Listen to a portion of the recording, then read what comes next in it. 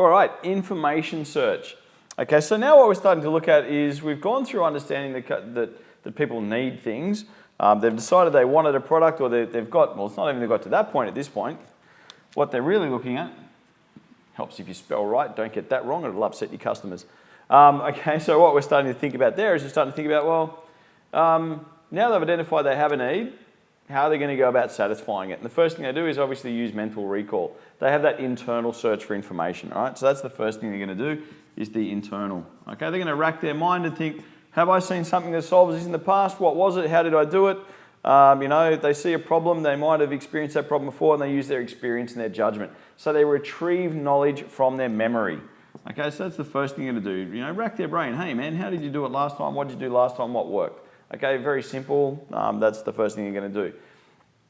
And what that will really be, that memory represents a recollection of the product or service. Okay, so what did I use in the past? You know, past experience. Okay, what did I use in the past? What worked?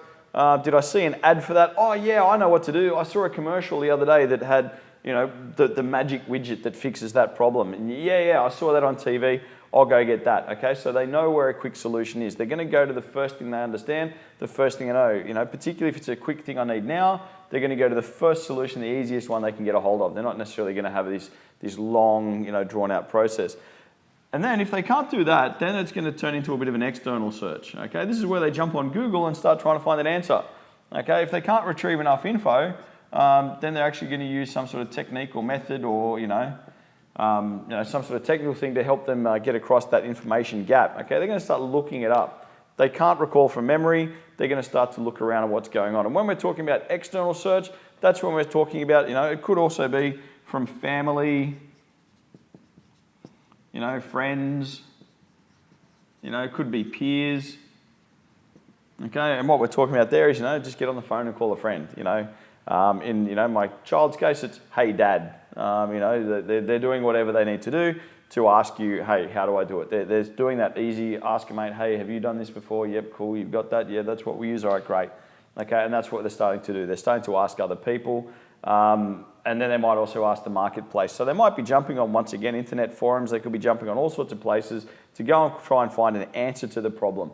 What's going to solve this for me? So once again, you're already thinking, you know, what am I selling? What am I doing? What becomes my search engine optimization? But also, how do I get that real word of mouth? Because if that's the first thing they do is turn to someone, you want to be, when they turn to that someone, you want to be the first name that someone mentions. Right? So how are you going to position yourself to be the provider of choice in that?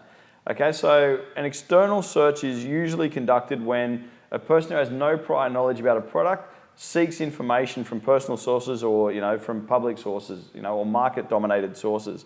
Right, so what they're really talking about is they don't know what to do, they don't know what the problem is, so they're starting to ask around.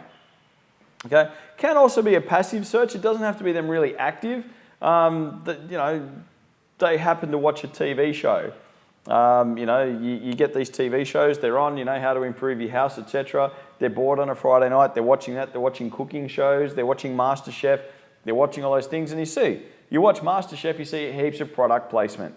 Okay, people are putting their products on there, you know, marketers, not because, hey, you need our product, but they just happen to mention their product a lot and how that product helps people, because what they're really doing is people are watching that out of interest and they go, hey, yeah, actually, that's a great solution for me. Okay, so that wasn't something they came out of personal experience, that was something they watched and saw, and the next thing you know, they're going, hey, yep, that's going to be the one for me. All right, so what we're really looking at there is we start to think about, well, it comes down to I have a consumer, and the consumer has a need or a problem. Consumer has a need. Once they've got that need, the first thing you're going to do is that internal search.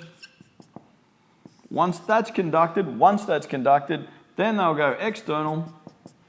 Okay, now they've done that, now they've given themselves a set of options. And that's what this comes down to. They've now got a set of options, so a set of things to do, and then what they're going to do is they're going to start that evaluation process. Okay, is it the right price? Is it available? Can I get a hold of it? All those sort of things start to fall off the back of that, okay?